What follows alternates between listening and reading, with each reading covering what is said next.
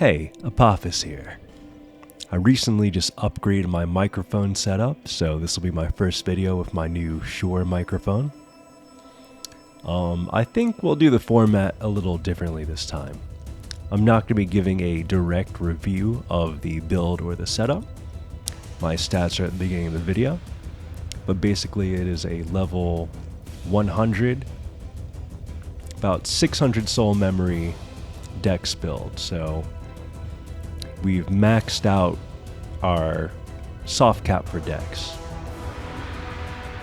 early. However, I'm just going to put it out here right now. This build was extremely uncomfortable to play, and I'll basically go over what is wrong with it. So, I actually ran into these guys 3 times total. The same thing pretty much happened like this time, and then the second time I ran into them.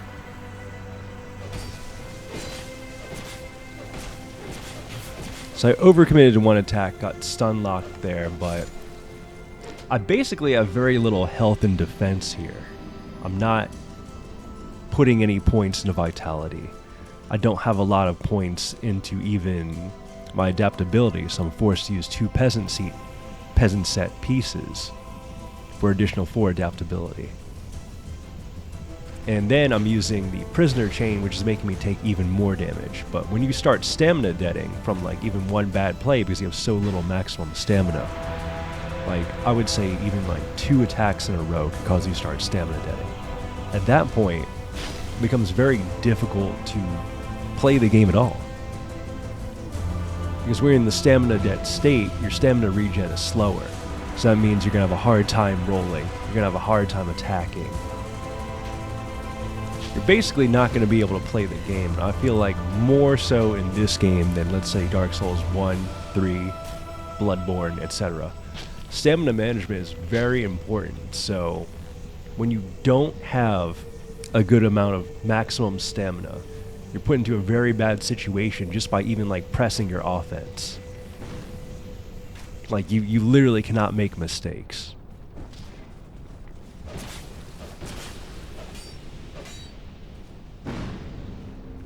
I was pretty surprised I even got caught there, but again, I had expended too much. So go ahead and tag him with the Lloyd's Talisman, and I am so glad that I got a stack of those.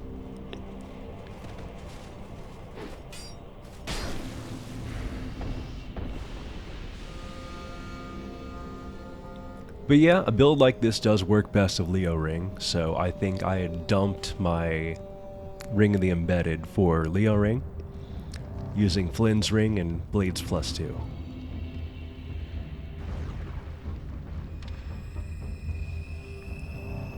So I ran into this guy twice. I guess he's cosplaying Mordred from, what is that, the Fate phone game? I'm really having trouble remembering the name of it, but yeah, that one. There's too many Fate spin-offs.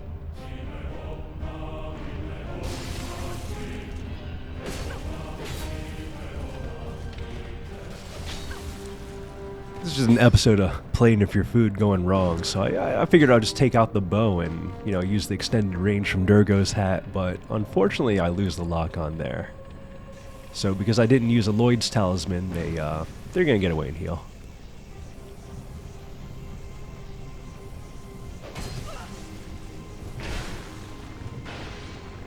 That was a very unfortunate spot to roll into.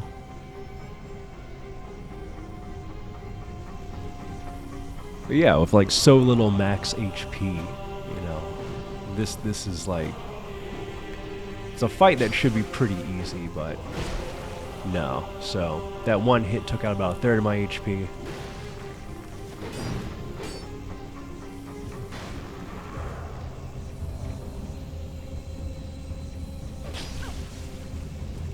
And I guess that was a bit of lag there, so definitely got caught even though I moved out of the way. And I stupidly decided to use the Black Steel R2. Very unfortunate.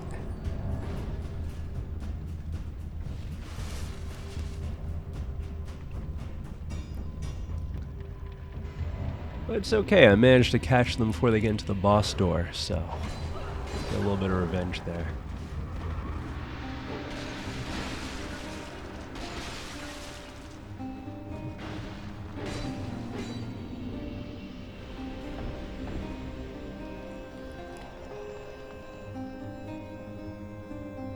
But yeah, I feel like I barely even have enough stamina to do 2 swings and roll, then I'm already deading again. And you would think that having like 142 stamina versus, let's say, like 115 to 125 would not be that big of a deal.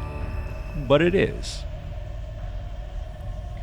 I feel like just that little bit that's left over after those 3 actions is like very crucial. So I usually run most of my builds with 3rd Dragon Ring and at least 27 Endurance.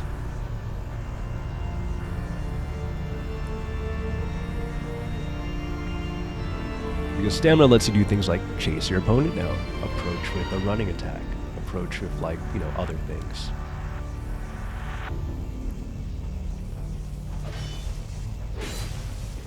Be able to keep up pressure.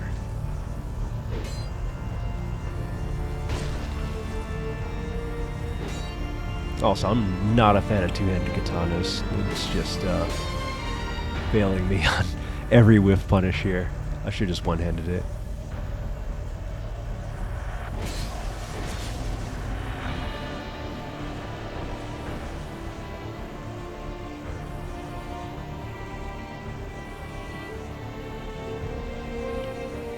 But yeah, I think after I recorded this, I wound up refactoring the build to use 2 winged spears instead. So we dropped down to 27 decks.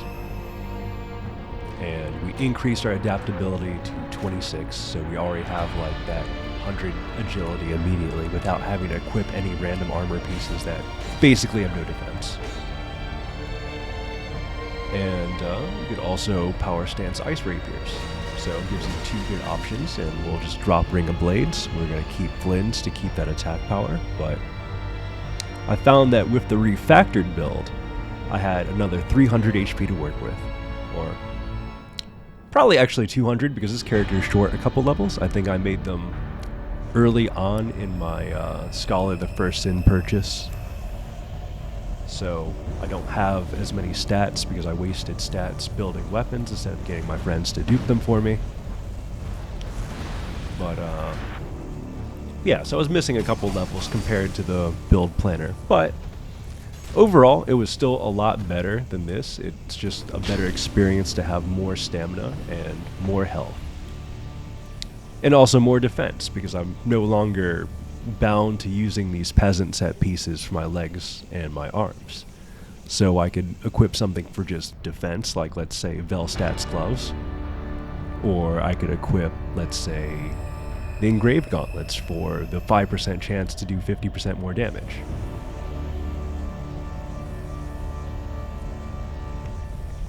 Having that freedom on your build is like pretty important, and I would say like especially in these like sub 1 million builds from like 500k to, well, let's even go lower. Let's say like any like small soul memory build. So anything like sub 900k, sub 1 million. You just not want to build scalar. Like building scalar is doing very little for you. And the only reason I went to 27 on the revised version is to dual wield spears, or power stance spears. I didn't do it because I thought I was going to like actually use that for anything. Coincidentally, that did let me equip Warp Sword, and there was like one other weapon. I think Warp Sword and Chaos Blade become options if I decide to get them at 25 decks. So the 27 is not a complete waste. Oh, that guy from earlier, but now he brought his buddies, and one of them's cheating. I don't know. I was pretty tilted at this point, so I was just seeing red and running in.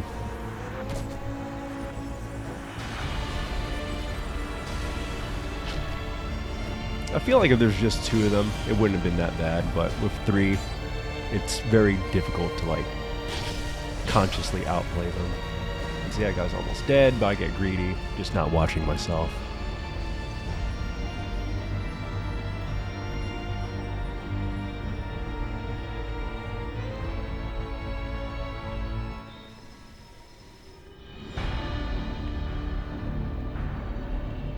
But yeah, I think I will make a higher soul memory dex build. That'll probably be like, I don't know, like that 1.2 million range. I think that would give me enough room to max out my vigor and also have a decent amount of stamina and also have 50 dex and probably like 16 strength, and that would pretty much enable all of the cool things about this build while also being more well-rounded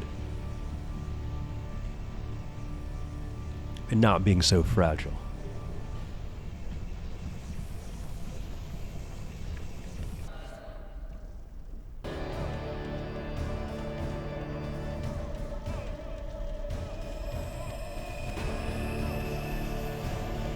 I think I probably should have been a little more persistent about just shooting arrows. So I was getting a good amount of damage here. I think actually holding in the arrows was making them miss in some cases. If I just shot it, he would have just rolled early and the tracking would have just helped me. But instead I was holding it, waiting for him to roll, but my timing was off there.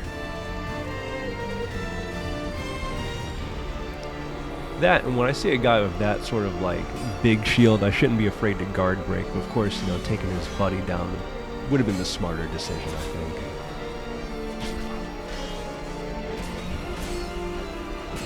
Another one of those stupid sandwich stun lock situations, unfortunately. That is one thing poise can like help you out with, so at least you'll get a better trade. A little bit of phantom range on that katana.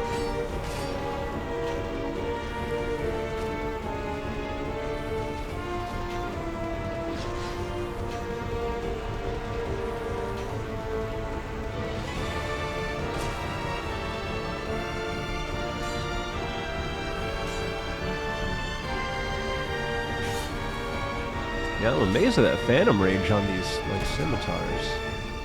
So I try to roll past him, but I think I was like literally out of stamina at that point.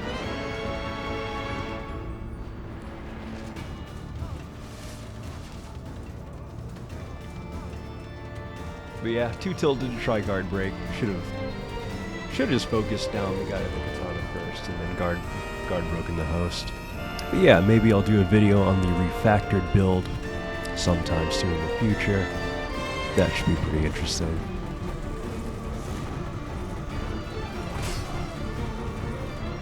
And the concept of using 2 Espada repairs is pretty interesting because the main hand can also parry.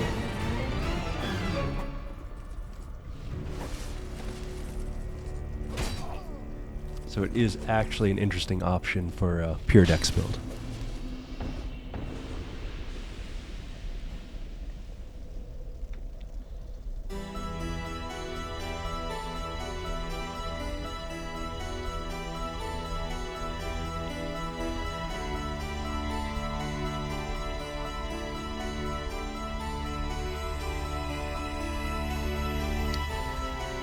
In other news, I think I'm pretty excited by Wo Long coming out. I've been replaying Neo 2 with a friend, and that's been pretty fun. So hopefully Wo Long will have a lot of good content for me to enjoy. Maybe I'll make some videos about it. I really actually haven't touched Elden Ring in a couple of weeks. I think after the initial like 2 or 3 weeks of playing Arena, I don't know, I just got very tired of that game's PvP.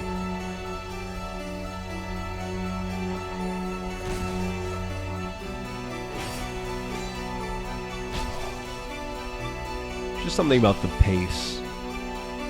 The pace, the amount of iframes, and the complete focus on weapon arts over like individual movesets, you know. I will see you guys next time with another Dark Souls 2 video coming out soon. And if you like the channel, remember to like, comment, and subscribe. And I'll see you next time.